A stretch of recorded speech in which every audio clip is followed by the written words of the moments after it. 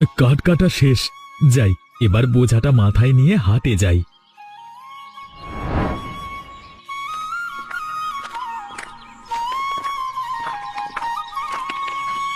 এই যে বাবা, শুনছো?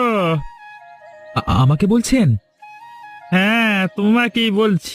তুমি আমার ছেলের বয়স, তাই তুমি করেই বললাম, রাগ করনি তো? না না, কি যে বলেন, রাগ করব কেন? তা আপনার কি প্রয়োজন বলুন। এখানকার মাধবপুর নামে একটা গ্রাম আছে, সেটি কোন দিকে বলতে পারবে? মাধবপুর? সে তো আমার গ্রাম। ওই যে দেখছেন মেঠো পথ, ওদিক দিয়ে সোজা চলে যান। তারপর একটা শুকনো নদী পাবেন, সেটি পার হলে একটি মাঠ, তারপরেই আমাদের গ্রাম। ধন্যবাদ বাবা, আমি তবে যাই। হ্যাঁ, না না না না, এভাবে তো আর থাকা যায় না। গাছে পাতা নেই, নদীতে জল নেই, বৃষ্টি যে আসবে তারও সম্ভাবনা নেই। এভাবে কি আর থাকা যায়? একদম ঠিক বলেছেন মোড়ল মশাই। এমন গরমে ঘরেও থাকতে পারছি না, বাইরেও যেতে পারছি না। আর কৃষিকাজের কথা নাই বললাম, সব তো শিখে উঠেছে। মনে হয় এবার এ গ্রামটি ছাড়তে হবে। এরে কোথায় যাব বলুন তো? এখানকার জায়গা জমি বিক্রি করে যে অন্য জায়গায় বাড়ি কিনবো, সেই উপায়ও তো নেই। কে কিনবে এই পুরা মাটি?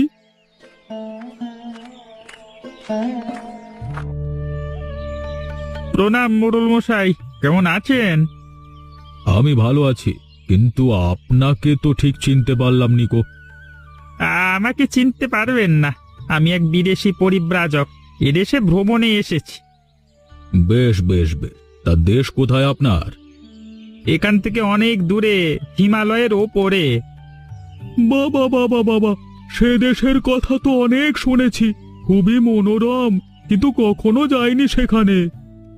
আরে আরে আরে, আপনি দাঁড়িয়ে রইলেন কেন? বসুন বসুন এখানে। ওরে, ওনাকে একটা আসন দে না। বসুন মশাই, এখানে বসুন। ধন্যবাদ আপনাদের। তা আমাকে এক ঘটি জল খাওয়াতে পারবেন? জল? নিশ্চয়। এই ভোলা, যা তো, এক্ষুনি ওনার জন্য জল নিয়ে আয়।